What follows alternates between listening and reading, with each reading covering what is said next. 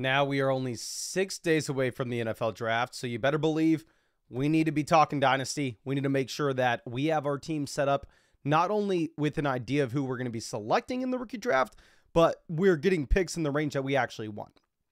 So let's go ahead. Let's dive into some of these teams from the site. First team coming from Smoking J Cutler. Hey Mason, love the content. I feel like we visit the site daily. My team was on a downward trajectory after oh my gosh. Sorry, I ate lunch right before this. After playoff finishes first, second, and fifth over the last 3 years, we decided to blow it up. This is what's left. Who should I target in the draft? And any more trade ideas? Thanks for the help. Thank you, my guy. Super excited to check this out. And yeah, I mean, this is just a natural tendency that you're going to have in Dynasty, right? You get first, you get second, you get fifth, you ride out that contending window, and then all of a sudden you're having to retool and maybe you have to punt a year. It's not like every Dynasty team is able to just go through and be the juggernaut build from year 1 to year 10, right? You are going to have your ups and downs. And looking at this team in the League Analyzer, we now have fallen down to 7th when it comes to value. But if you just get a little sense of where the majority of our value is coming from, looks like it's pretty much all with the rookie picks. So on a rebuilding team, it's probably about where we want to be.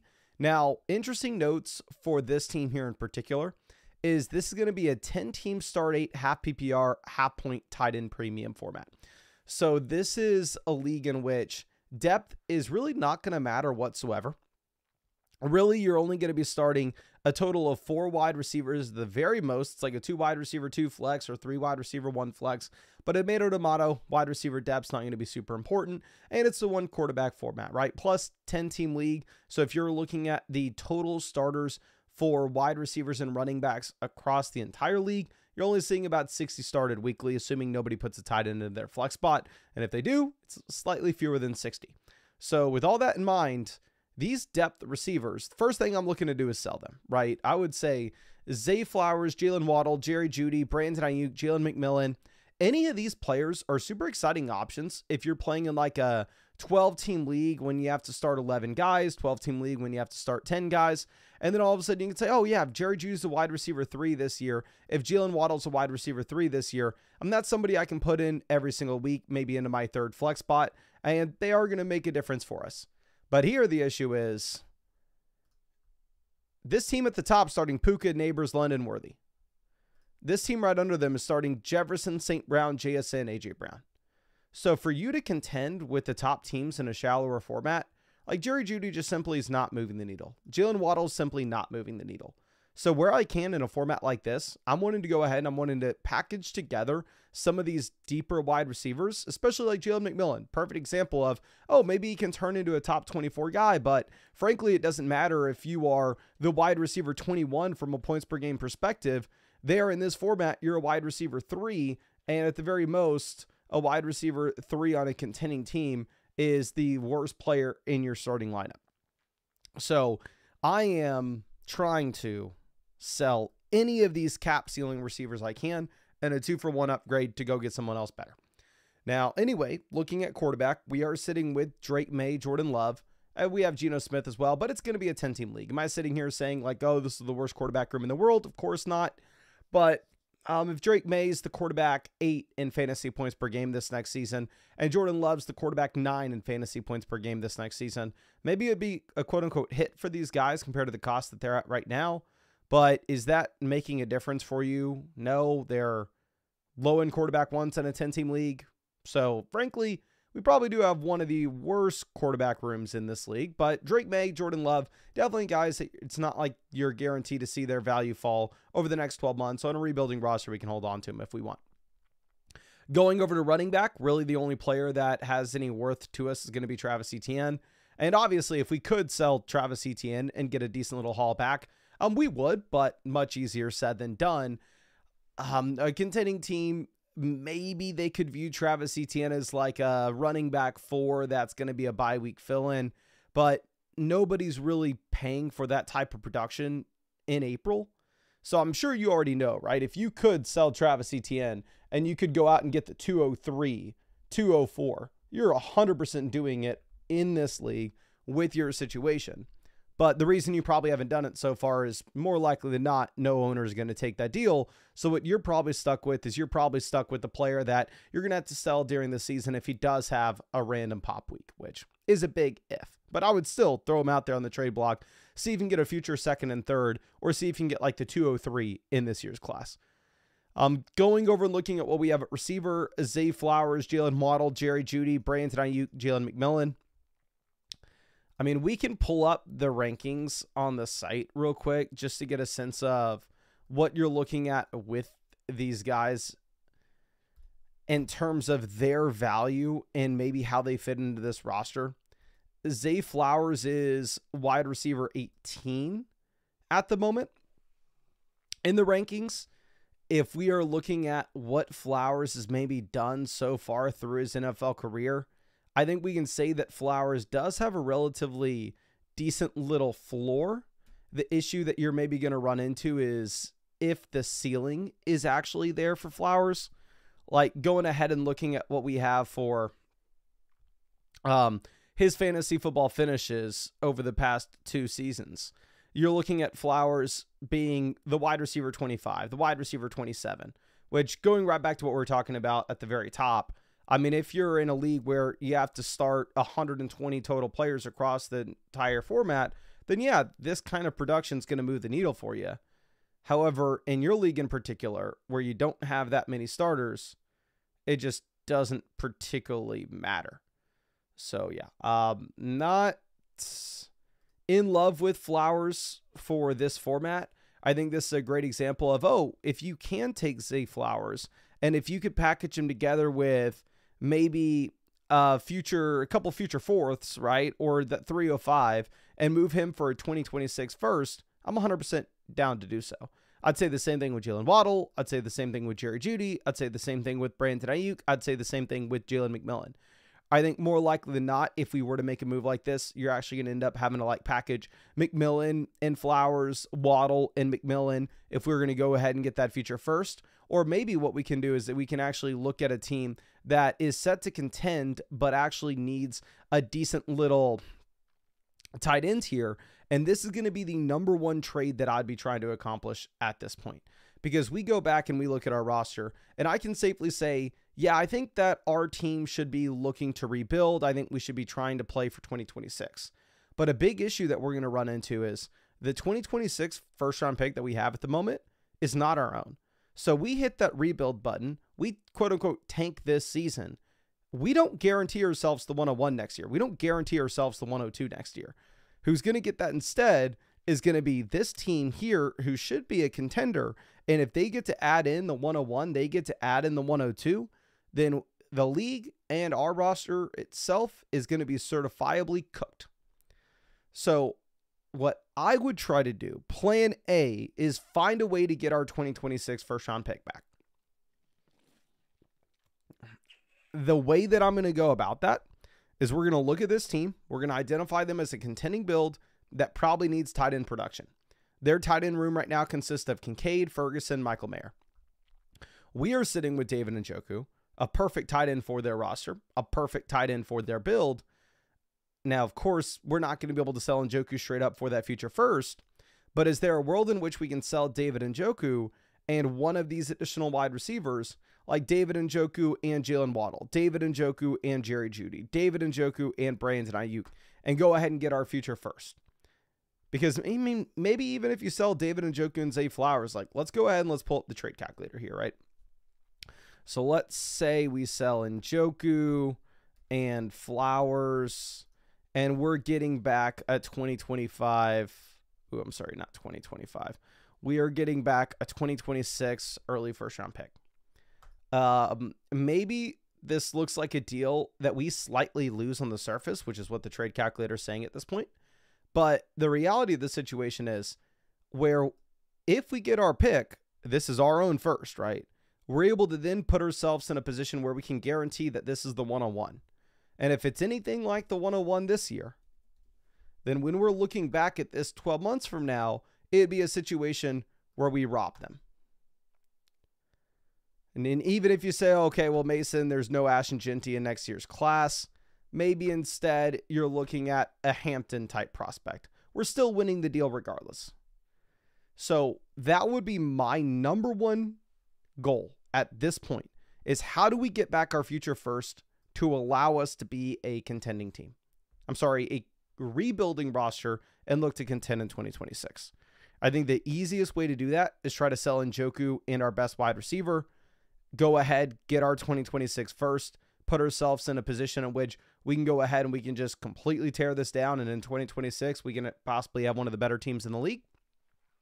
If we can't do that, it's going to be awkward and it's going to be difficult for me to tell you to use this as a rebuilding year, because based off the picks that you have, you may actually be able to push into contend. Who knows? Because if you're looking at this 105, let me go ahead and pull up the Dynasty one quarterback rookie ranks. But 105 at this point, you could be looking at Trevion Henderson. We bring in Henderson. We also have the 106, 107. So you bring in Henderson, Judkins, Burden. All of a sudden, you have two viable running backs. We have an additional depth receiver. We have the 108 too. Say we bring in Caleb Johnson. We have the 201, 202, which is going to put us with Loveland, Matthew Golden. And of course, a lot of this is going to change with the NFL draft. But you are bringing in an amount of prospects that you actually could view this as a contending team. And maybe you don't want to tear this down to a rebuild immediately. Now, what I would prefer to do is once we take those rookies, which I would say at this point, selling like the 201, selling the 202, especially in a 10-team league, I don't know if you're going to get the return that you really should, because, I mean, if you're looking at that 201, 202, you are going to get top tight end prospects that go in round one of the NFL draft, or a wide receiver that goes in round one of the NFL draft. So I'd almost rather just take the rookies, and I think those rookies are going to have more value immediately than what you could actually sell the picks for. So there's that possibility, but there's also the possibility that if we get back our future first, then at that point you are highly incentivized to start selling off these additional assets like Waddle, Judy, Ayuk, McMillan, and then just instead pivot to 2026 first round picks where we can, and then really look to just go into 2026 with the 101. On top of that, all those rookies stepping into year two, and then we have one of the better teams in the league. But it all hinges on us being able to get our future first round pick back. And if we don't get that future first round pick back, what I'm going to look to do instead is I'm going to try to take some of that rookie value that we have. Say we drafted both Tyler Warren and Loveland, and see if we can package together maybe one of those tight ends, whether it's Tyler Warren and Jalen Waddle, and go get a better wide receiver. Whether it's Loveland and Waddle and go get a better wide receiver. Or maybe you take in Matthew Golden and you have both Matthew Golden and Luther Burden on this team. And then we turn around and we try to take Jalen McMillan and Travis Etienne to tier up to a better running back. So if this owner tries to play hardball with you, I think your solution to it is you actually view yourself as a contending roster. And if we are truly going to be a contender, you take those rookies, giving us a short-term and long-term production, and we try to package together the wide receiver depth and 2-for-1 deals to upgrade throughout the starting lineup. If not, if we are actually able to get this first-round pick back by trading away Zay Flowers and David Njoku for it, then we pivot to a hard rebuild, and we're still selling the depth wide receivers in this format, but instead of trying to do 2-for-1 tier upgrades for players right now, we are pivoting over and we are looking at 2026 first-rounders. But I really hope I was able to help you out here, my friend. I really hope you're able to get something from this. And again, yeah, thank you for being a member of the flock. I know you've been with us for a very long time. I think your team's honestly great just because the rookies are going to be getting in. I think you're in a really strong range to take advantage of some of those values, particularly with those early seconds that, I mean, you're going to get great prospects, to be honest. Now, let's move this over and let's check this out for Arcos. Let me hook you up with a free trade question here, my guy. Says, I got a couple first-round picks. I'm thinking of going running back, tight end, wide receiver, but I don't know if we should double up on running backs in the first round. What are your thoughts? So team here, we're Tiger King. We're right in the middle. Super even league if you're going to be looking at the league analyzer. This is going to be a 10-team start 9 PPR non-tight end premium superflex league. So this is a league, in my opinion, where quarterback is going to be at a massive premium at the top end, but depth is easy to come by. 10-teamer, everybody on average should be able to have 3 to 4 starting quarterbacks. And to sell guys like Russell Wilson, nobody's going to be buying. Really, they're not going to be able to fetch any type of premium whatsoever. But because this is only going to be a start 9 league, 22.5% of your starting lineup requirements are going to come from the quarterback position. We should expect like 35% of our weekly output coming from quarterback. So with that in mind, if you have those top end names, such as like Joe Burrow and maybe a Lamar Jackson, you are just going to be so far ahead of the rest of the field because they're not going to have as many wide receiver slots to try to catch up with your weekly output.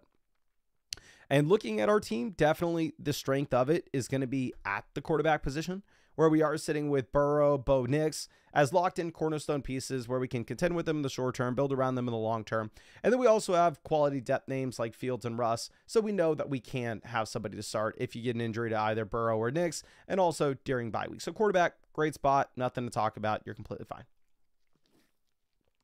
And now going over to running back, wide receiver, and tight end. Maybe tight end's a little bit better because obviously in tight end, if you don't have one of the top 3 players of the position, you're kind of cooked regardless, right? So, I mean, yes, we're not great with Pitts and Goddard, but I mean, looking at the teams around us, the team is Njoku, Noah Gray, the team is Kate Odd, Evan Ingram, Jadavion Sanders. Like, I don't think they're that much better off than we are. But anyway, running back, wide receiver, yeah, we're not in a great spot. I mean, we're sitting with James Cook as our RB1 in a 10-team league. Am I excited to have James Cook RB1? No, I'd love him as RB2. RB1, I'm not going to say we're cooked, but we're not in a good spot. Travis Etienne, I'd be happy to have as my RB3, but in a 10-team league to have him as our RB2, not great. So running back for sure is going to be something that we should address. But again, going over and looking at the expectation with where these guys are going to go in rookie drafts, to see Hampton sitting here at the 102, really comfortable spot. You just take him. I think he's like minus 1,000 to go in round 1 of the NFL draft at this point. So 3-down running back that can catch the ball, has decent measurables, and gets round 1 NFL draft capital. Super comfortable spot to just go ahead and take him at pick 2. And then at that point, if we have Hampton as our running back 1 in Dynasty, James Cook is RB2, Travis Etienne is RB3, I'm completely fine with this running back room. I think that this is a spot in which you're going to be able to contend in the short term. You're going to be able to contend in the long term. Perfectly fine. Going over to receiver, Worthy is your wide receiver 1, not happy about. Addison, wide receiver 2, not happy about. Shakir, Evans, wide receiver 3 and 4, not happy about. Leggett, Pittman, I think you are underweight at the top end for wide receiver and underweight at the bottom end. And compared to running back, where I feel like you really just need to add in that number 1 RB at the very top, and it solves your issue, I don't know if I can say the same thing about the wide receiver position. Now, the difficult spot that you are going to be in is we don't have our own future first. So you don't really have the flexibility of me saying, oh, okay, I think we're going to be a little bit underweight here. Let's maybe go ahead and let's trade away Mike Evans. Let's trade away James Cook. Let's build long-term around Worthy, Addison, these rookies that we're going to take, and let's go for 2026. You don't have that incentive because it's not like you're going to get a higher rookie pick in 2026. So frankly, it doesn't matter. I think you need to try to push into contend right now because we don't have our own future first.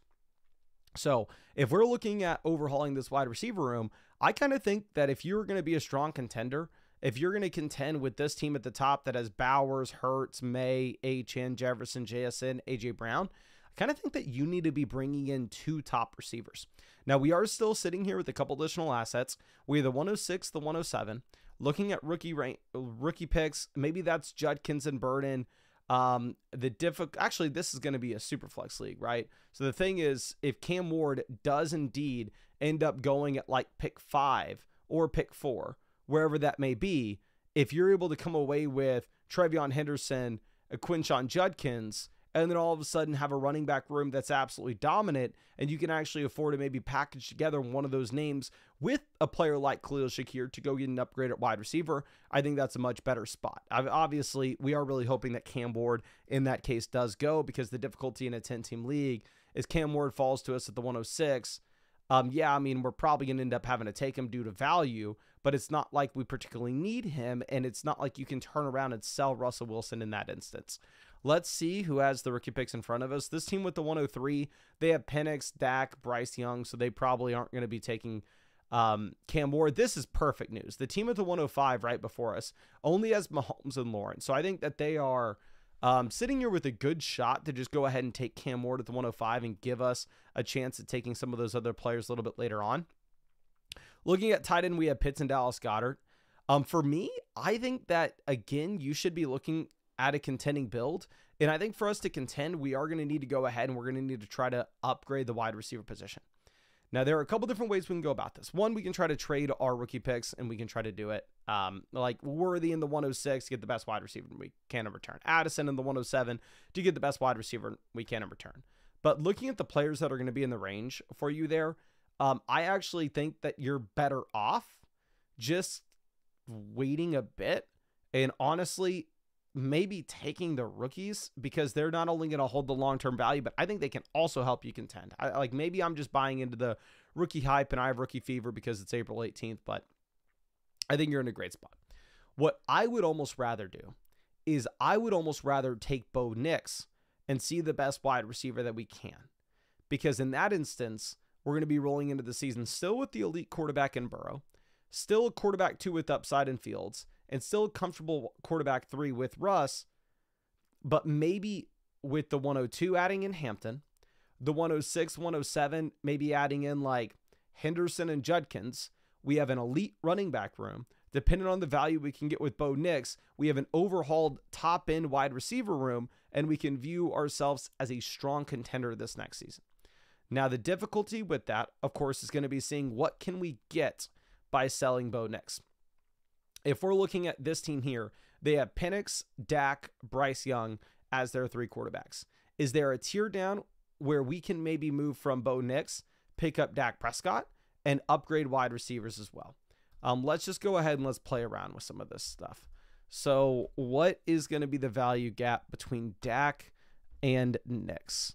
The expert average ranks on the site, Bo Nix 26 overall, Dak Prescott 48 overall. I mean, I would love to tell you, oh, let's get Brian Thomas and let's give them Worthy, right? We down tier from Nix to Dak, and we up tier from Worthy to Brian Thomas. Difficulty with this is not going to get done. If the trade calculator says you win, if the trade calculator says they win, probably the trade's not getting done. Very rarely are you not going to be able to are you going to be able to pull off something that's not a fair deal? So the reality of the situation is we're probably not going to be able to up tier to Brian Thomas, but maybe a Garrett Wilson could be in play in this instance, where we're going ahead and we're down tiering from, say, Bo Nix to Dak Prescott, up tiering from Worthy to Garrett Wilson. For me personally, I'd try to squeeze a little more value out of these if I could. Like where they're sitting with the 103 and we're sitting with the 106, would it be a possibility for us to also see if we are able to swap those picks? Or is that going to swing the fairness of this deal? Saying that this is something that we could possibly get done, I would send this out personally, see if we can get that down tier at quarterback so we can afford the up tier receiver and also put ourselves in a spot where we can come away with like Ted McMillan. And if we overhaul this wide receiver room where the guys at the top are like Garrett Wilson, Ted McMillan, or if Travis Hunter ends up playing wide receiver, I think we can contend at that point. Let's see if there are any other quarterback rooms that could use the Bo Nix upgrade. Here, maybe this team that the issue is they have May and Hurts, right? They're not going to be interested in that. This team is Herbert, Baker, A-Rich. Maybe if we can down tier from Bo Nix to Baker Mayfield's. The issue is the receiver that we have interest in from their roster is going to end up being Neighbors. There's no way we get to Neighbors. Is there, and if we ask for the 104 on top of this, there's no way we get that deal done. Yeah, that's a you win deal. What could we give back to get that 104? Could we get back a depth receiver that maybe in this format's not going to make a super big difference? Is Shakir going to move the needle? Still saying we slightly win there. Maybe if we're also going to be throwing in our 3rd and 4ths. If we can down tier from Bo, it's still not moving the needle. What else do we need to give up here? Maybe we just can't afford. I would throw this out. They're probably going to reject. Again, in my experience, really the only deals you're going to get done are the deals that say that they're a fair trade on the trade calc. I'd throw it out, see what comes back to you, though. Let's see if there's a different trade that we could down tier here. They have Olave. I just don't particularly know if Olave is moving the needle in this instance for our team in particular. Here's Love, Purdy, Darnold. Maybe a down tier from Bo Nix to Brock Purdy. And see if we can get the up tier receiver that way. And if you can't tell, this is like the main trade that I think makes sense with your team. Is see if we can get to Ladd McConkey, right? So if you can go like, say, Bo Nix, Worthy, get to Purdy and Ladd, saying we slightly win. Maybe we're going to have to throw a third and a fourth into this to get this done. Still not getting enough value there. I mean, that is something I would try and just see if they send something back to you. Let's see, is there a different quarterback downgrade we can have? This team has Daniels and Tua. They have Rice at wide receiver. It looks like they should be a contending build. Maybe we can go Bo Nix down to Tua and Rice. But the issue maybe with this is, again, we're not inherently trying to add in another depth receiver. We are trying to get that up tier. And this team doesn't have a ton of wide receiver depth to begin with. So maybe that's not as exciting. This team needs a quarterback 3. They're sitting here with Drake London, which I think is almost right in the range that we'd be looking at. So if you could go ahead and go like Bo Nix, I would rather have Stroud straight up than Nix, but I believe Stroud is below Nix in the ranks. Get to London, give up Worthy. And again, it could be any of our wide receivers that we're giving up in this instance. But I just think that Worthy is going to be the player that holds the majority of the value. This team has Goff, Puka, Goff, Higgins. I don't love buying Higgins, to be honest with you. I'm going to hook you up with a second free trade question as well, just in case out of all those potential offers, somebody does send you a counter or a couple counters that you want to get my opinion on. But again, I think that you should be viewing yourself as a contending team. We have enough juice with these rookie picks, plus the fact we don't have our own future 2026 first. I think the main thing I'm going to look to do is try to down tier from Bo Nix, fire away best player available with these rookie picks. But when we down tier from Bo Nix, we're trying to get that up tier at wide receiver. And we're going to just say, F it, who cares? It's a non-tight end premium format. And we'll see what happens with Kyle Pitts and Dallas Goedert in the season. Unless like you find yourself getting a great value with one of the rookie tight ends at like the 207. But again, appreciate you and really hope I was able to help you out. And I did hook you up with a couple free trade questions just in case somebody sends anything back to you. Now let's move this over to Big Boy Hunted. Says, I won the championship last year having the league's all-time worst record. That's hilarious, my friend. And want to try to repeat, but I'm worried about my running back depth. The league is a tight end premium, only a quarter point PPR. It's an IDP league, not asking for IDP advice. Just wanted to note that Travis Hunter will be going top 2 in the draft.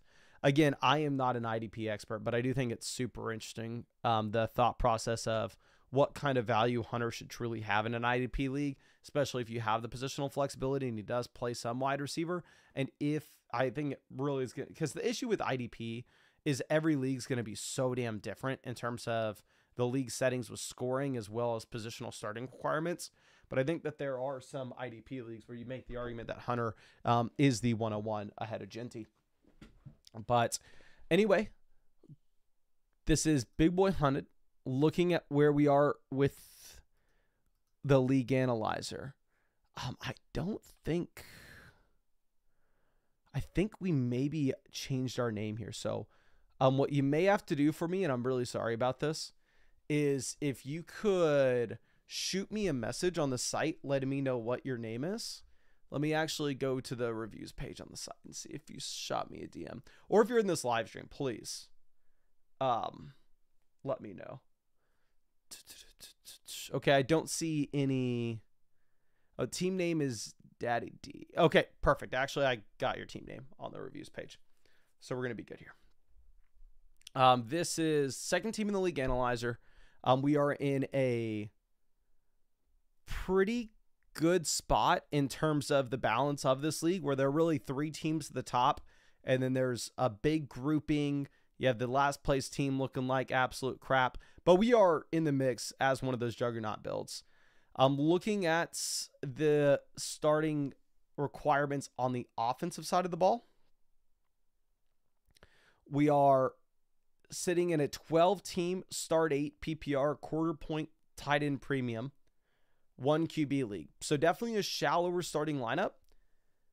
on the offensive side of things. And I do want to address quarter point tight end premium format. It doesn't matter whatsoever, right? David Njoku has 4 receptions in week 1. Cool, we get an extra singular point. It's not like that's really swaying us with how we're putting these guys into the flex. Definitely when we're looking at moves that we want to be making on the offensive side of things here, we are highly incentivized to go ahead and to build around the top end studs and sell depth where we can. But anyway, we are sitting with Burrow and Love at quarterback. Really good spot. Super happy to have Burrow QB1. Love's great QB2 in a 1 quarterback 12-team league. So nothing to discuss. No changes I would possibly make. This is definitely a contending team, right? So when we're looking at some of these assets like Brees and Taylor, I would say that they are contending assets. If I was a rebuilding roster, I probably would be looking to get them off my team. But here, they make a ton of sense to hold as is. Charbonnet, Dobbins, okay depth, depending on where Dobbins signs. I think they're just waiting until after the NFL draft to figure that out. Looking at wide receiver, we have Puka, Thomas, Higgins, Worthy.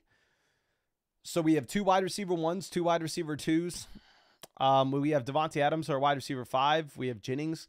Phenomenal wide receiver depth. It's a contending team, so I think a player like Higgins makes sense. Going ahead and looking at where we are with David Njoku, Tucker Kraft, we have 2 tight ends we can comfortably rely upon this next season. And at the same time, it's not like either player should see expected drop-off in value. In production in 2026 based off age. So I think this is a great team, an extremely balanced team. It's very difficult for me to come out here and say that we need to be making too many moves. I can give you personal player takes, and I can say that I think Higgins is going to be potentially a sell high off the strong finish that he had at the end of last year. But again, I'm not necessarily trying to just give player takes with your team here. I am more so trying to give strategy and what we're looking to do in the draft. I mean, going ahead and looking at the rookies that are going to be in our range, it's a 1 quarterback format, so Cam Ward is not going to go before pick 7. You can either be looking at Henderson or Judkins if they find themselves in a bad landing spot falling to 7. If not, you're really going to be choosing between like Burden, Caleb Johnson, Igbuka, Warren Loveland, or Matthew Golden, and Matthew Golden finds himself in a great spot. We can say that like, oh, maybe that's not going to move the needle for us a ton where we already have this extremely strong roster. So if you wanted to try to move up just a bit and give yourself a chance to get up to like the Ted McMillan, the Trevion Henderson range, you already mentioned IDP leagues. So Travis Hunter is going to be going at pick 1 or pick 2. But if you wanted to try to put yourself in a position where, say, like Hunter goes there, Ted McMillan's falling to 4, or Henderson's falling to 5, considering that he's getting more steam to be a round 1 NFL draft pick, I wouldn't fault you at all for going over to those teams that maybe have the 103, the 104, the 105, like this team with the 104. Is there a world in which we can approach them and say, hey, yes, I know you have Ashton Jeanty coming in with the 101, but your running back room's absolute garbage. Is there a way we can try to sell them like the 107 and Charbonnet to get up to the 104? Because then in that way, we're bringing in Ted McMillan. We're pretty much giving up like Charbonnet and Luther Burden. That's a flip that I would personally be willing to make. But again, you can make an argument that we kind of need Charbonnet as our running back depth. Another thing that we could look to do is try to see if we can sell a seconds. Let me just pull up the trade calculator real quick. Van says, my team has spoken Jay Cutler. Thanks for the review. I'll send Njoku and Flowers for my first right now and see what happens. Really appreciate you, my guy. And again, I think that you do have the firepower to contend if you can't get your first round pick back. But yeah, I mean, you're set up in a way you can be a juggernaut 2026 if you're able to get that 101 next year. But let me pull up this trade calculator and let's see if there's any world in which we can move up just to the 105 in your specific scenario. Sorry, that's the trade finder. Let's go ahead. They receive the 107 and a mid-second. And we get back the 105. Is there any world in which this is getting done? Maybe there is. Maybe you end up having to also include like your 4th. If you can do this, I'd be really interested, especially just because you're such a strong team, right? So the depth does matter a ton. And again, with that same thing in mind, because we are a contending team, something I always look to do, and I'm sure you've maybe heard me say this before, and you're probably bored of hearing me say this, is like when you're sitting here with a contending build and you have like the 212, I'm always a fan of like trading this 212, picking up a 2026 second rounder, especially if you can get a 2026 second and third. Not inherently because the 2026 class can be a lot better. I know a lot of people are saying it's going to be very bad, but more so because during the season, if you have that additional 2026 second and third, especially since we don't have one right now, just in case you get an injury, like maybe David Njoku gets injured, Jonnu Smith's balling, and we need a tight end from a rebuilding team, maybe we can sell them that 2026 second and third during the season and go get Jonnu, right? We have some additional firepower to make a move like that. So I'd be trying to make that with the 212. Again, I'd be trying to move up from the 107 if we can to get to that like 105 range, if possible. And I'm stretching to try to find things to tell you because, again, I mean, you have a great team here. There's not too much that we can't say. What else are we looking at possibly doing?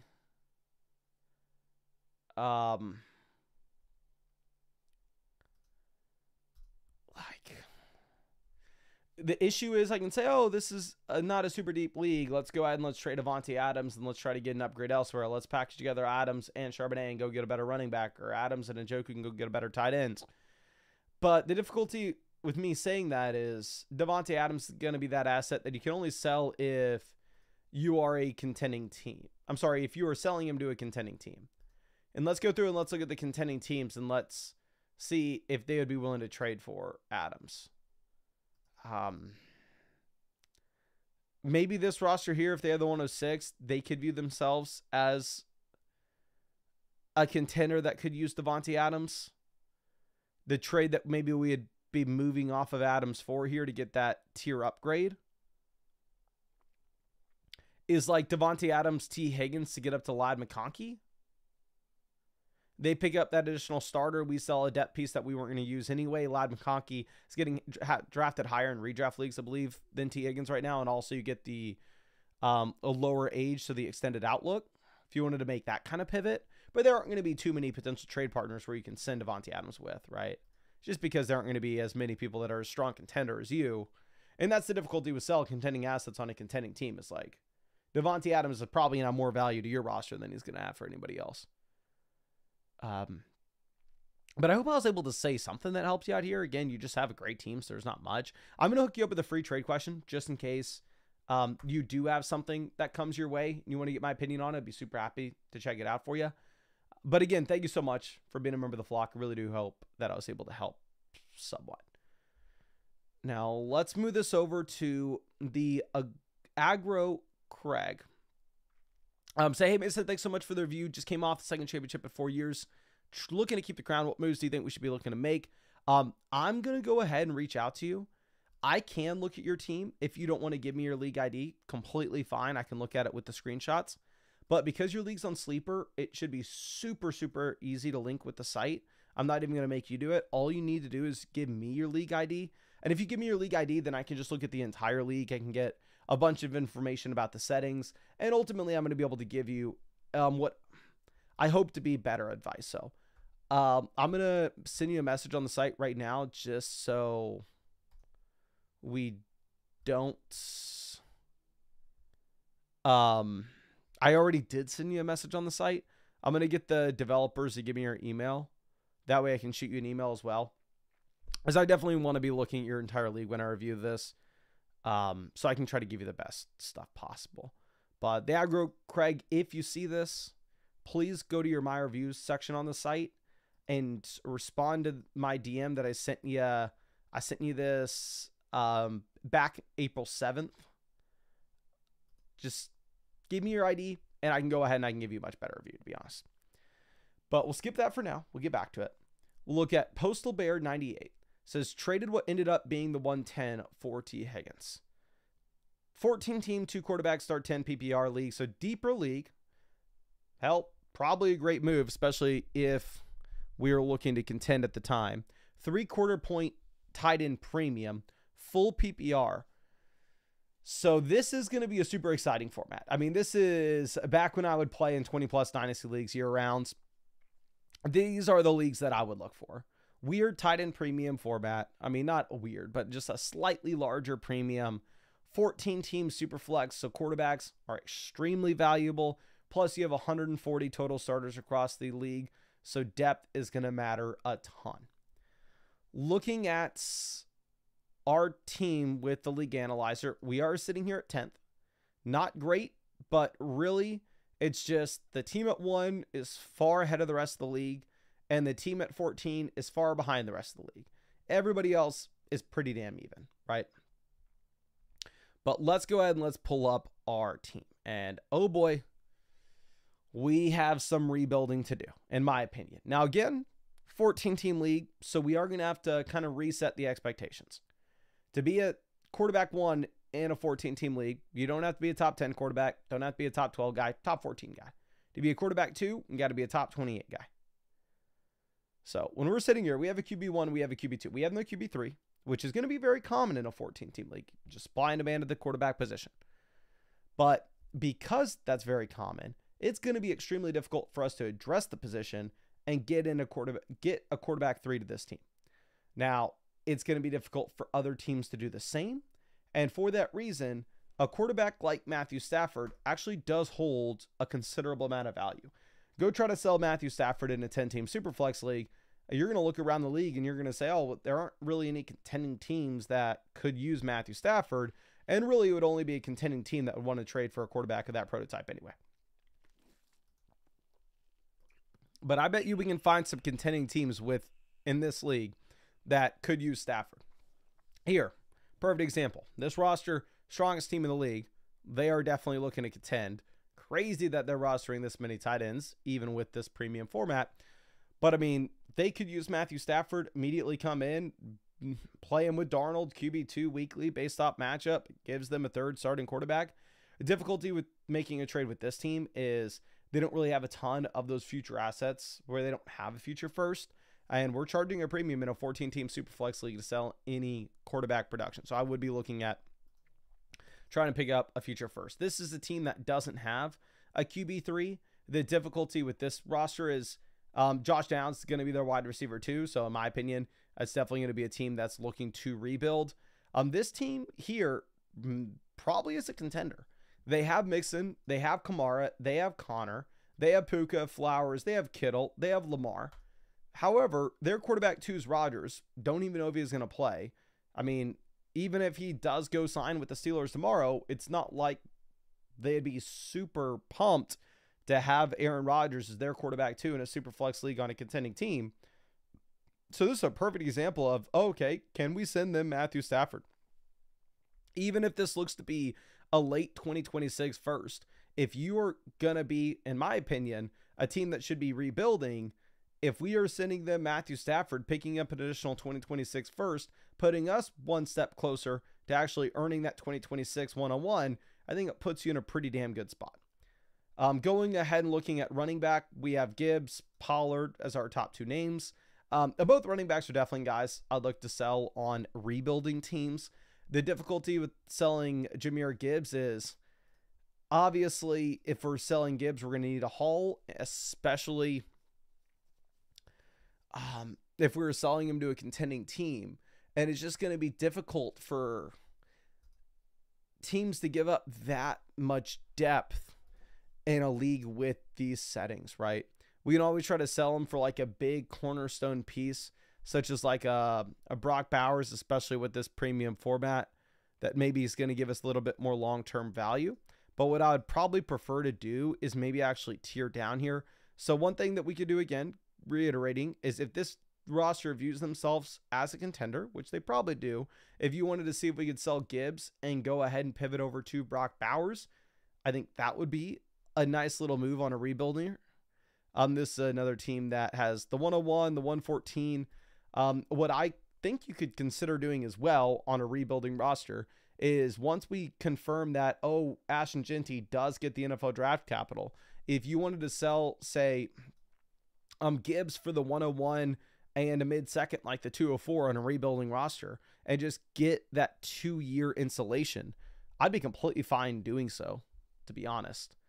Looking at what this team has to offer, probably a contender, right? If we wanted to move off of Gibbs, get back, like, the difficulty is the 107 in future first not going to be enough. It's just so hard to sell these top-end assets in a league like this. But yeah, I think maybe that Genty move would be the best to be making with this. Going over to receiver, I'd say Higgins, Sutton, Debo, Diggs are all going to be on the block once we decide to rebuild. If we're going to be selling T. Higgins in this kind of format, I'd be trying to look for the equivalent of 2 future firsts. Like if we can get the 114 and a 2026 first rounder, I think that would make a lot of sense. Even if you would settle for like the 204 and a future first and seconds, I think we could look to do that as well. I'm kind of operating under the assumption that this team maybe isn't ready to pivot over to that contending approach. Maybe if you wanted to sell Higgins straight up for like the 107 Superflex League, so we should probably expect that 14-team Superflex League, so we should expect that Cam Ward is a lock to go inside the top 5. So we can actually maybe get a little bit more juice out of that and get back like the 107, 207. You sold the 110 to go ahead and get him. And then I'm fine building around Hawkinson, Komet. I don't necessarily think you need to sell those players. But my thing is, I think you could look to contend with this roster if you really wanted to. In a 14-team league, it's not like you're completely behind the 8 ball. But given the fact that we don't really have any additional rookie picks to be bringing in extra pieces this season, I think you're maybe better off to just look to go ahead and see if we can hit that rebuild button sooner rather than later, especially since we have some of these strong assets to build around like Bo Nix and Marvin Harrison for the long term. If you were looking to rebuild, I think you're selling these deeper receivers. I think you're selling Gibbs, Pollard. I think you're selling Stafford. I think you're going to be able to charge a little premium for Stafford since it's going to be a 14-team Superflex League. But if instead you wanted to sit on your hands, you wanted to wait until the start of the season, see where your team sits after the first 3 or 4 weeks. Maybe you start off 3-1. Maybe Higgins is a wide receiver 1 again. Maybe Sutton's a wide receiver. Maybe Sutton's like the wide receiver 18, which is close to a wide receiver 1 in this format. Maybe Deebo Samuel's the wide receiver 27, which is a wide receiver 3 in this format. And he's your wide receiver 4 on this roster. Maybe Pollard is the starting running back on an offense that has improved a ton. So if you wanted to wait the first 3 or 4 weeks, see where this team sits, and then make those trades during the season to pivot over to a rebuilding approach, I'd be completely fine in doing so. But I think you have to be quick to be willing to pivot over to a rebuild, especially where we kind of find ourselves near the bottom of this league with the value on the team at today. But appreciate you and hope I was able to help you out in some way here. Now let's move this over to Hydra's question. Since I took this team over 2 years ago, we've tried to make it as young as possible because it was in rough shape. From here, do I just be patient and retain draft picks, or what would you suggest? So we are the NFC Northsmen. Okay. So again, not your fault whatsoever that we are in this situation. Now, for me personally, and I know that this is a take that people hate to hear, but I've been playing Dynasty since 2014. So I've seen thousands of orphans posted of people saying like, oh, anybody want to join this league? Here's an orphan team. Buy in here, league settings, blah, blah, blah, blah. And any time that I've ever seen an orphan posted where I look at it and go, oh, I could just get a much better team than that. If I draft in a startup today, I would much rather just draft in the startup today. I know a lot of people like taking over the team so they can go and make dramatic trades, yada, yada, yada. But if you took over this team 2 years ago, had to tear it down, and we've been rebuilding for the past 2 seasons, and we are still near the very bottom of the league in the league analyzer, and we are going up against the team that in this Superflex 12-team start 10 PPR format has Chase Jefferson, Bucky Taylor, McBride, Lamar, Kyler, McCarthy, the 103, 105, 108, an additional future first. You are behind the 8 ball. We're 2 years into a rebuild, and we're not even close to contending. Like, looking at our roster, I mean, don't get me wrong. I think you've done what you've wanted to, right? We are built around some of these cornerstone pieces that can continue to rise in value. Like, wouldn't be surprised at all if Rome's worth more 12 months from now than he is today. Wouldn't be surprised at all if Caleb's worth more 12 months from now than he is today. Same thing with Jameson. Same thing with Reed. Same thing with Love. Same thing with Tucker Kraft. I think you're in a spot in which, like, you've done a good job building this team, but realistically, what else can you do? If you got handed a roster that was in this bad a shape with this little value, you're fighting it like the person that was in this league before you, like this MBJ team, they're on the top of Mount Everest. You're at the bottom of the Grand Canyon, and you're trying to climb up out of that hole to get where they are. You weren't responsible for being dropped down there that far. It's almost an impossible task to try to make that climb up. So yeah, for me, I've never been like a super big advocate or fan of signing up for those orphan rebuilds. I know a lot of people love them, but like, what are you supposed to do at this point? Obviously, Rodgers signs with Pittsburgh. We immediately try to sell him. Mark says, 100% agree with you, Mason. That's my team. I flipped Lamar for Caleb and Rome, and I think it's just done so. Yeah, I'm trying to think, like, what can you do? Like, obviously, you know, Rodgers signs with the Steelers. We flip him immediately for, like, a second and a third. Tracy shows any sign of life. We immediately sell him for a 2026 first if we ever get the option. Obviously, I know you would have already done that if we could. I think you maybe explore the possibility of just trading him for the second and the third right this second. Because, again, Tracy is one of these names that you wouldn't be surprised whatsoever 12 months from now he was worth nothing, which I'm not saying that's going to be the case, but that's in the range of outcomes. And also, I think maybe like best case scenarios, 12 months from now, he's worth a first rounder, or maybe a first and a second. So if you can just take a second and a third right now, get two assets that you know are going to increase in value over the next 12 months. If we want to have any shot to try to like start stacking these green pieces like Chase, Jefferson, Lamar, I think we kind of need to be in a situation where we get the 101 and we get ourselves that extra green piece like Caleb. We have Rome, Jameson, Reed.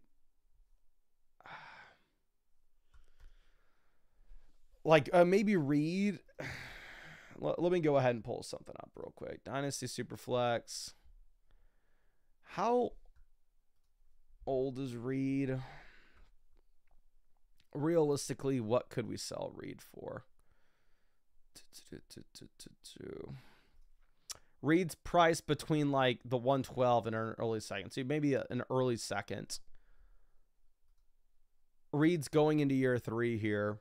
You see the step backwards from being wide receiver 21 in his rookie season to wide receiver 29, even though he does play more snaps. He does increase his yards per route run. But I guess maybe, honestly, just looking at this, the Packers just ran the ball way more or threw the ball way less.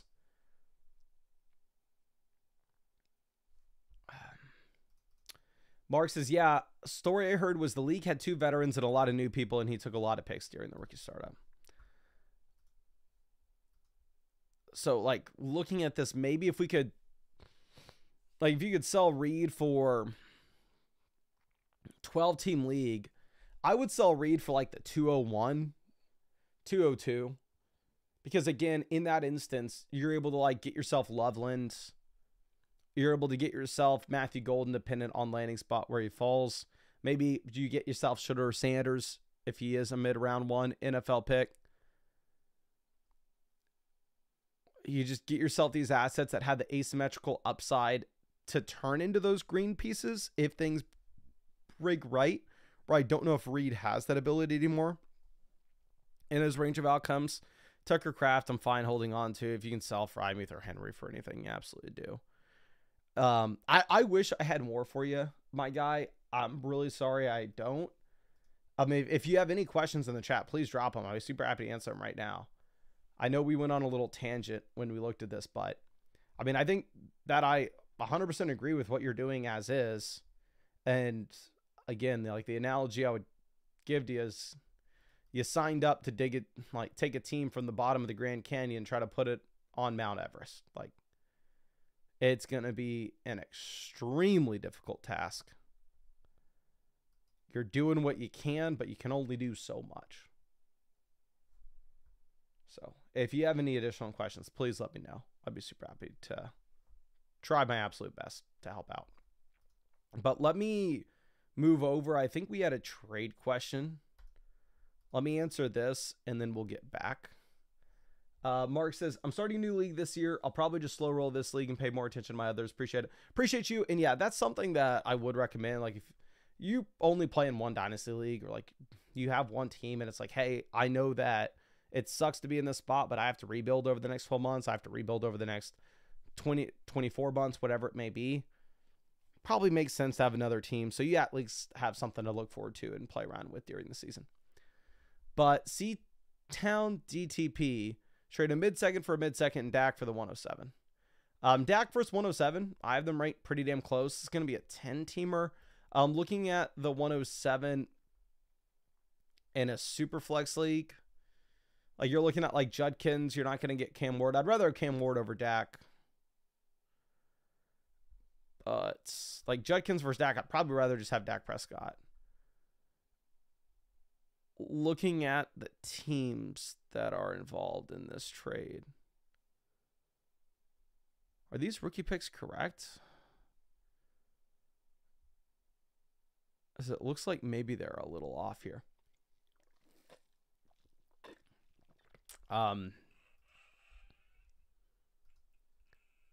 If C-Town DTP, please, if you're in here, let me know.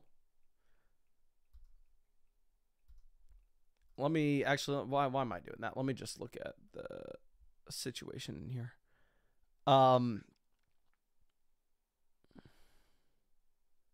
Team giving up Dak has Penix, Mahomes, Darnold, Tua, and it's a 10-team Superflex league. So, I mean, I completely understand why you're doing this, where it's like, hey, I have all this quarterback value. Like, what else am I supposed to do? I do think you're almost selling Dak at the bottom, though. I know it's so hard to sell these quarterbacks in a 10-team Superflex league, especially if you have like 5 of them.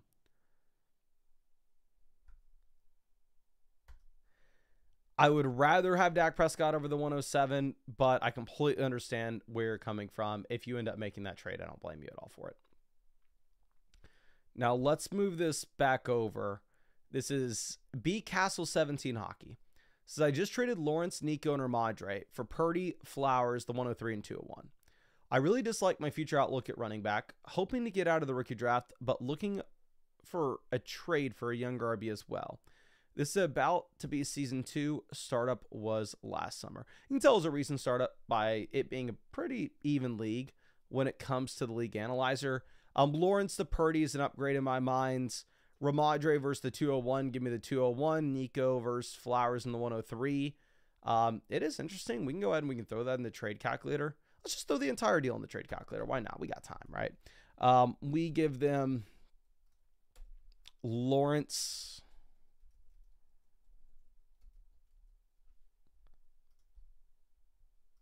We give them Lawrence, Nico, Ramadre.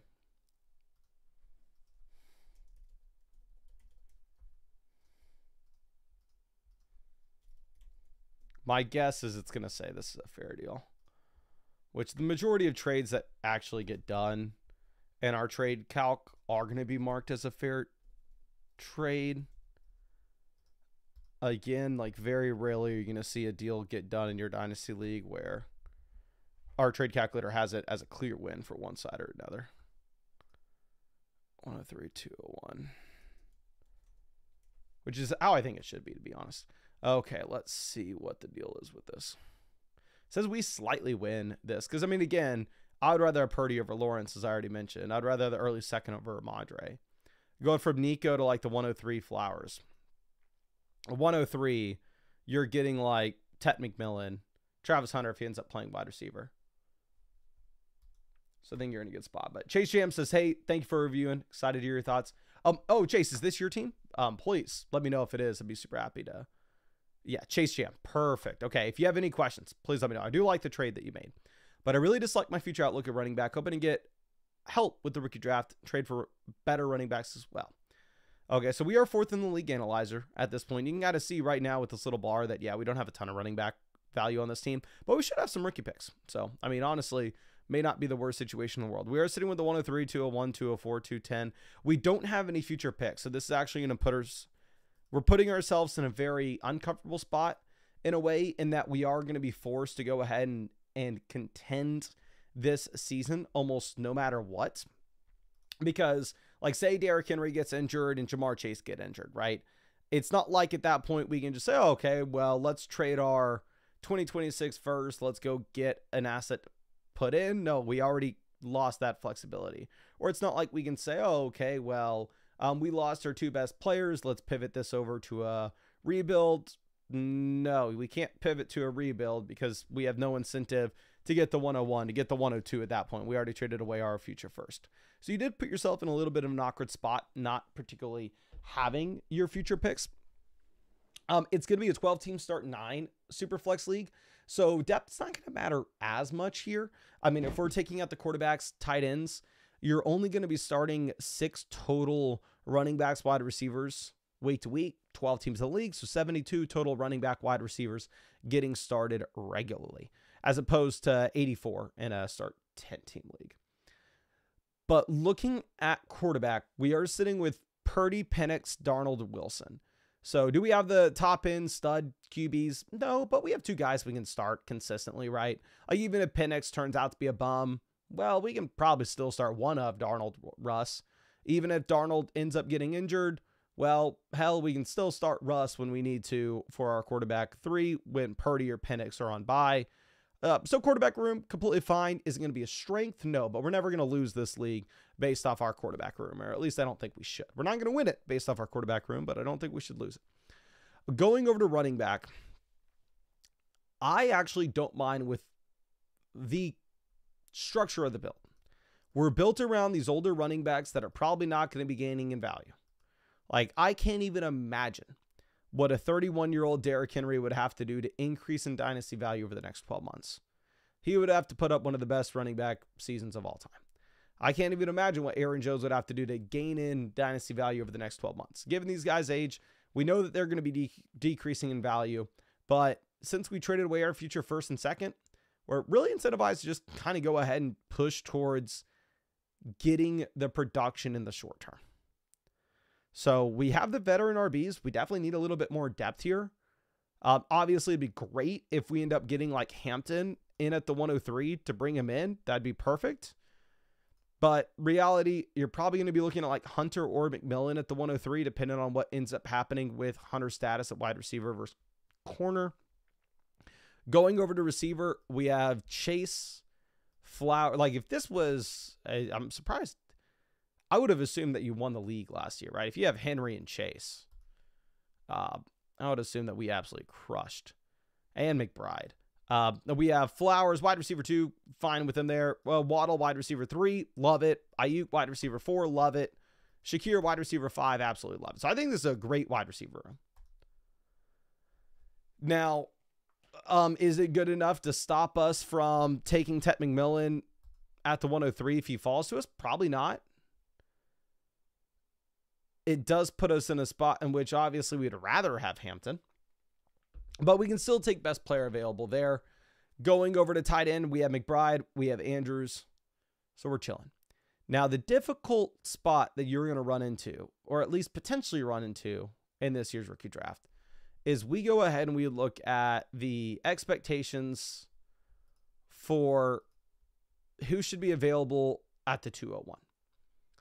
If we get either Warren or Loveland falling, if they are the best player available there at the 201, there's like in my opinion, a pretty big teardrop, like with these early second rounders to the mid second rounders. I don't want our team to be in a situation in which we feel like we need to take Cam Scatterbo at the 201 because we need help with our running back depth over Tyler Warren because we have one of the best tight end rooms in this league. I want to be in a situation where Tyler Warren falls to us at the 201, we can be chilling and we can go ahead and we can take him there. So what I would like to do is, if possible, I would like to find a contending team that could use help at tight end, go ahead, send them Mark Andrews, giving us the flexibility to still take best player available at the 201 the same way that we can at the 103. Not saying the top pick's going to be a tight end there. Hell, maybe Matthew Golden ends up being the pick instead. Maybe Shedeur Sanders, and that's an also difficult part is you can't really take quarterback. So I don't want to be in a spot where at that pick and at the 204, like we ended up finding, Tyler Warren was the best player available, and then Shedeur Sanders was the best player available at the 204. But we ended up passing for Cam Scatteraboo and Tootin just because we needed a running backs. So what I would look to do if possible is I would love to see if we can approach a contending team that needs a tight end. So going over, this team is Barkley, Ladd, Higgins, Rice, Judy. I would imagine that this team could use an extra tight end. They have Ferguson as their top guy. Now, they also have the 108, 111, so you could assume maybe they just take Tyler Warren and Loveland with these 2 picks, and they call it a day. I would definitely consider that if I were them. But I don't think that should stop us from trying to send them Mark Andrews where we can. And since it's going to be a start 9 league, I think one thing that could be interesting is seeing if we could package together maybe Mark Andrews and one of our deeper wide receivers to go ahead and get an upgrade. So different way that we can do this is, let's just go ahead and let's get this trade calculator out, right? We send Andrews and say Flowers. I know we just traded for Flowers, but still. We send Andrews and Flowers. Is there any worlds we're not getting to Ladd? Hell, if you could get to him, you would. But again, when we're looking at this trade calculator, if it's saying you win or they win, deal's not really getting done, right? Is there any world in which we can get to Higgins instead? Probably not. It's going to be the same thing here. You slightly win. I would send both of those offers, see if we get any feedback from them. But if we can't get to Higgins, I even think that just getting to Rashee Rice could be interesting. This actually does look to be a fair deal here. Another thing that we could try to do with this is we can try to get a little slight pick upgrade where we go ahead and we send them that early second and we get back, I believe they have the 111. So if we send back, say this is the 201 and we get back their 111, this puts us in a better spot where we actually have a shot at maybe getting like a Caleb Johnson falling to us. And then all of a sudden our wide receiver room is like Chase, Rice, Waddle, Ayuk, Shakir, Trey McBride at tight ends. 111, we give ourselves the ability to take like Caleb Johnson. But more importantly, at like the 204, we can go ahead and we can take best player available. And we can actually, or the 111 if Tyler Warren is the best player available, right? We give ourselves the flexibility during the rookie draft by using a piece that we didn't particularly need anyway. That way we can have the flexibility when it matters most.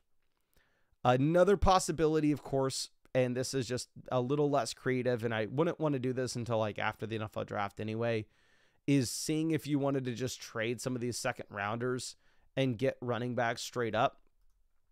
We can go ahead and we can look at like the 201 and the running backs that are in that range. So if you want to trade like the 201, get Montgomery, get Mixon, get Kamara, you can go ahead and you can send those deals out. But for me, I would rather not. And if we were going to do so, I definitely prefer to wait until actually what happens in the NFL draft. Just confirm that like the Saints don't take a running back.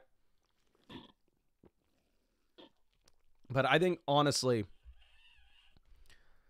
we don't address the running back position. We stack value with best player available across the board.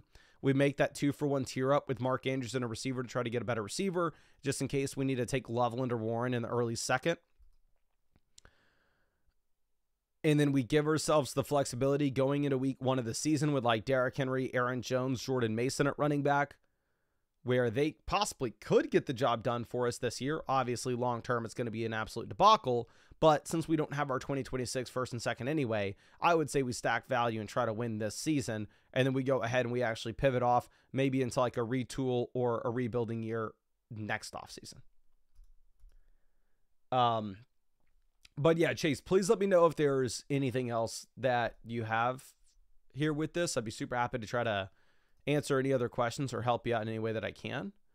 But I think you have a good team. I don't necessarily think that there's much that you need to do. You got to see with the league analyzer, right? We are near the top. There's that one really strong team at the very top that has Neighbors, Thomas, Bijan, Burrow, Baker, Godwin, Evans. They have a bunch of players, but I think the only potential concern I see with this is, again, us with these early second rounders being put in a position in which we have to reach on guys like Cam Scatterby rather than taking best players available because with how the team's set up right now. So I would like to put ourselves in a spot where instead we have a little bit more flexibility where we can take those players if they fall to us. And who knows, maybe Hampton falls at the 103. Best case scenario here, Hampton falls to the 103. You trade Andrews, Flowers, go get a wide receiver upgrade like Higgins. And then all of a sudden you go into the season with like Henry, Hampton, Aaron Jones at running back, Chase, Higgins, Waddle, Ayuk, Shakir at receiver. 201, we ended up getting Tyler Warren. We have Trey McBride, Tyler Warren. 204, we get Scatterby. 210, you get a player like, why am I looking at just running backs? Sorry. 210, you get a player like Dylan Sampson falling to you. Chase says, would you consider down tiering off Penix given my build and team age or no? Really only thing I'm curious about. The thing is, what does that down tier look like? Like we can go ahead and play around with this. Like down tier from Penix to Tua? Down tier from like Penix to Geno, Darnold, Fields? Probably not. Just because the thing is, like, I don't necessarily think you need to be adding depth. Like, if your team needed extra depth, yeah, I would down tier from Penix, but it's a start 9 league where you have plenty of depth. If anything, I'd rather up tier where we could, right? I'd rather, like, take the 210 and Penix and see if we can move up the ladder at quarterback. See if we can move to, like, Dak. See if we can move to Baker. So, yeah, I don't think you down tier with anything on this team, especially since you already did your down tier. You already traded Nico for Flowers in the 103 effectively. So I don't think you need to be down tiering any further than this, unless it was like a start 11 format, but it's a start 9. So I think you're chilling. But I really do appreciate you and really hope I was able to help you out in some way here with this, my guy. But let me go ahead and dive into our next team. I'm going to hit the refresh button just in case we've had any questions come in during the stream. Okay, does not look like we have, so good. Let's check this out for Josh.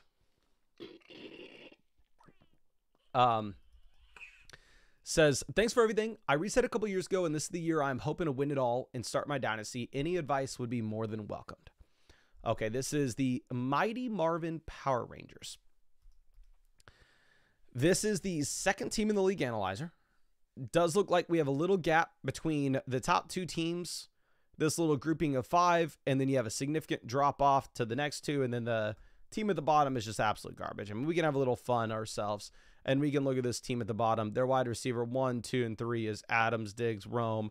It's a super flex league where they have Russ, Jameis, Watson. First things first, try to make sure that this league stays around, because when teams get this bad, it can create like that dead team in the league where it happens more so if they trade away their future picks. But it's like nobody's willing to take that team as an orphan. Nobody's willing to pay the league dues for that team. And one super bad team like this kind of tanked the entire league. I don't think that's where you're at yet with this. But the last thing I'd be doing is letting this owner trade their future picks. Because if that does happen, I think you would be at risk for possibly having a dead team and all of a sudden this league kind of folding because of so.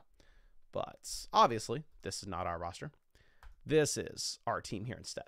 Now, I do want to give you a shout out. So obviously, I completely understand not everybody's able to get 12 teams in their dynasty leagues. I've never been able to start a dynasty league with people that I know personally. I've never been able to find I've been able to be in a keeper league with people I know personally, but not a dynasty. I've never been able to find 11 sickos that want to play dynasty around with me. It has to always be through the internet. So I know if maybe this is a league with your buddies and you only find 9 people that are interested in playing, right? Then you got to do a 10-team league rather than a 12-teamer. But when you do a 10-team league, what I love that you did is it's a start 12. So it's not exactly a 12-team start 10, but you're actually making depth matter. I can't just say, oh, 10-team league, depth doesn't matter. No, depth does in this instance. And what I'm actually going to do real quick is, Josh, if you were in this live stream, please let me know. Because I need to know what rookie picks you have. For whatever reason, your Kamish hasn't assigned them, I think, because I can't see what they are. I'm going to message you on the site too.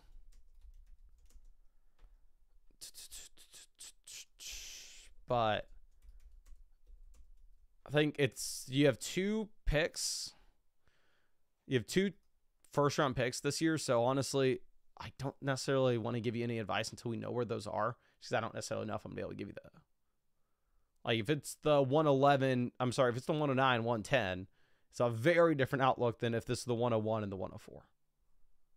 So I'm probably actually going to wait on this team review. And what I'll probably actually do is, yeah, I don't see Josh in the chat, so we'll probably call this here, actually. Again, I'm going to be close to live streaming every single day. I mean, the NFL draft's here, so I'm excited. I got energy for it. But I think as we wait for Josh to get back to us with where his rookie picks are, we'll probably call this live stream here. And again, the Aggro Craig, I reached out to you as well to get your league ID if you see this, so I can see all the other teams in the league, so I can try to come up with some exact trades for you. But appreciate everybody hanging out with me, of course. I think that's all I got for you. Nicholas says he's here and he's next. Actually, I lied to you. We'll go ahead and we'll check out Nicholas's team. Nicholas, are you Pac-Man? If Nicholas is Pac-Man, let me go ahead and do this. And if anybody is in this live stream right now and they have a team review live on the site and is waiting for me to answer it, let me know in the chat and I'll go ahead and I'll get that done for you. I don't want to make you wait. Okay, perfect. Nicholas is Pac-Man. So I lied to you. We're not into this live stream. We're going to check this out. Really appreciate you. Let me hook you up with a free trade question just in case there's something that comes out of this that you want to explore more. Any advice you have is appreciated. Love the content. Thank you, my friend. We are the 5th team in the league analyzer. Super even league minus the team at the very top where there is this juggernaut. 10 teams start 11 super flex league. So everything I just said about Josh's team, we're like, you only have 10 teams, but it's a deep starting lineup. I will reiterate that here as well. I absolutely love the fact that you made this deeper. Team at the top, ton of value, but it is really soaked up into very few players, right? They have 3 round 1 startup picks with Daniels, Chase, Lamb. But beyond that, it's not like this is an unbeatable team by any stretch of the imagination, especially in a start 11 format. And pulling up our roster, I'm definitely not saying that we are an unbeatable team. We almost have the same exact issue where we have 3 of these green cornerstone pieces. But beyond that, we don't have a ton of depth, which again, typically in a 10-team league, I'm not sitting here saying that depth is going to be the most important thing in the world. But with this, I don't know, you got to start 11 players. We fill out this starting lineup at the moment. You got your 2 quarterbacks. Beyond your 2 quarterbacks, we have Gibbs as our 3rd guy, Connor as our 4th, Neighbors, Tyreek, Shakir, that's 7. We have McBride, Hawk in a half PPR format. We still have 2 starting lineup spots to fill out, and we're having to start like Cup and Charbonnet. Now, obviously, we're going to get the 105, but depth is not going to be the strong suit of this team. If this was like a start 9, 10-team league, I'd say, oh my gosh, this builds exactly how we want it. We've gone through and we've accumulated assets at the very top end, but we don't necessarily have much underneath. Not so much the case here. Now, I do think that this should be a roster that views itself as a contending build. If you were to be a rebuilding team, I mean, at that point, you have a ton of assets you'd have to sell. If you're a rebuilding team, you'd have to sell James Conner. You'd have to sell Tyreek Hill. You'd have to sell Cooper Kupp. You'd even have assets that I would say you don't have to sell them, but I'd throw them on the trade block and see what you could get, such as Kyler, Gibbs, McBride, Hawkinson. So all in all, I lean towards us wanting to go ahead and approach this with a contending mindset. And where we are looking at adding players in the rookie draft is guys that are definitely going to be able to help us not only in the long term, but also for this next season.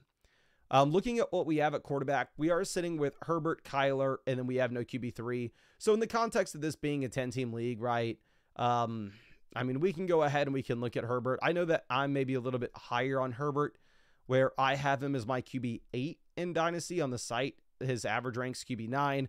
I get that he was very bad this past season, right? Especially, I mean, through the start of the year. He did not have his first QB1 week until week 8, which is just absolutely crazy to imagine.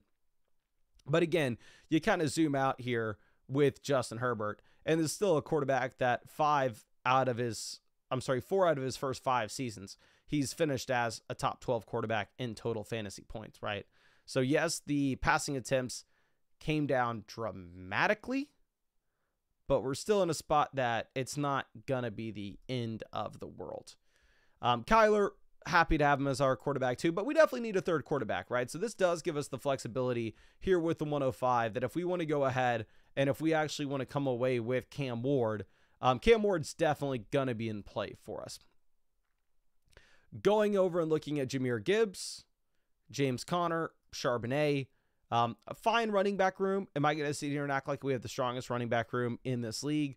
Probably not. I mean, if we are looking at other teams, this team is Achane, Bucky, James Cook, Ramadre, Jerome Ford, right? They just have a lot more depth, which in a start 11 format actually is going to make somewhat of a difference.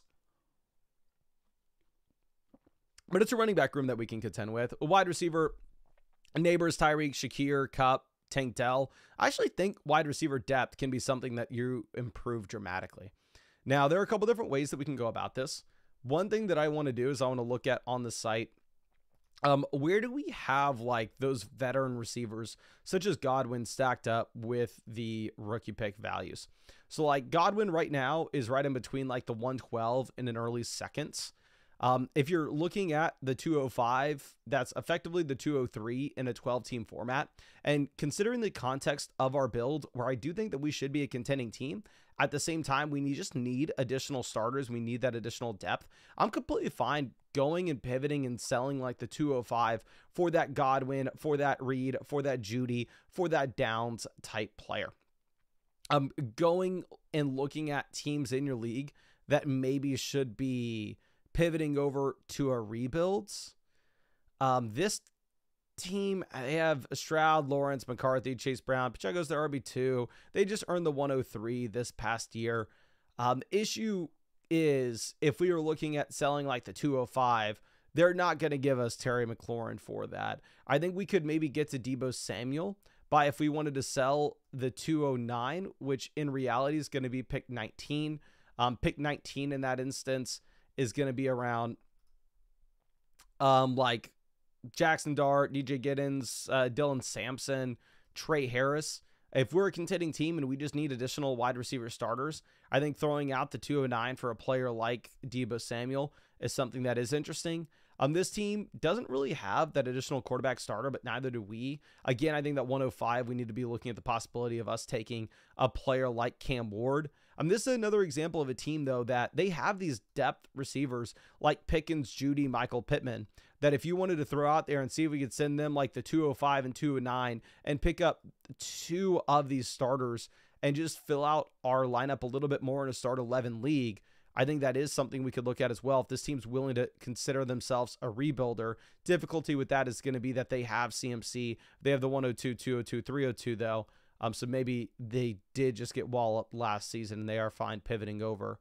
Looking at this build, they probably should be a contending team this next season. This team should be a contender. This team's a contender. This team has a ton of picks. Maybe they view themselves with Genty kind of turning course. But we can go through and maybe we can try to send that late second rounder like the 209 and pivot over to Ricky Pearsall. Like pick 19 to Pearsall in this format, I think would be an absolute no-brainer for us. So I like your team, but the main thing again is we just don't particularly have a ton of depth here. I think that we are completely fine at tight ends. Quarterback, we could use that QB3, but it's going to be a 10-team league, so you don't need to go out of your way and trade for it right this second. Because during the year, if we really needed to, we could always trade like a couple future thirds and go get a one-year starter at quarterback. That's very easy to do in a 10-team format. But I think the main thing that we're wanting to do right now is see if we can maybe take best player available with the 105, whether that's going to be Cam Ward, maybe that's going to be Trevion Henderson, depending on landing spot. Obviously, we can afford to add in another running back. But considering that this is going to be a start 11 format, I think the main thing is going to be to add in additional starters for us to contend. And I think the easiest way to do so is going to be selling that like 205, 209 range to go get somebody like Godwin, to go get somebody like Ricky Pearsall for those 2 picks. But please, Nick, let me know if you have any additional questions right now. I did hook you up with 2 free trade questions just in case you have anything else that you want to follow up with. I'd be super happy to take a look at that, whether that's during your rookie draft, after your rookie draft, later in the offseason, during the year, whenever it may be. I'd be happy to look at that for you. But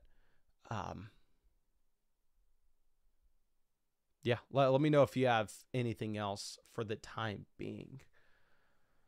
And again, with the 105, I think almost anything other than tight end makes sense for us. So like even if the 105 ends up being a receiver, we're just needing to fill out guys that can start, right? It doesn't particularly matter what the position is. Nicholas says, thank you for everything. I'm going to start cooking trades and I'll be reaching out. Okay, much love. My guy, really do appreciate you. And again, in the chat, if you have any questions that are waiting to get answered, I mean, any team reviews waiting to get answered by me, please let me know your name in the live chat so I can go ahead and get that done for you. If not, we'll probably call it a day, but give me a second and let me know if we have anybody that is looking for an answer to something.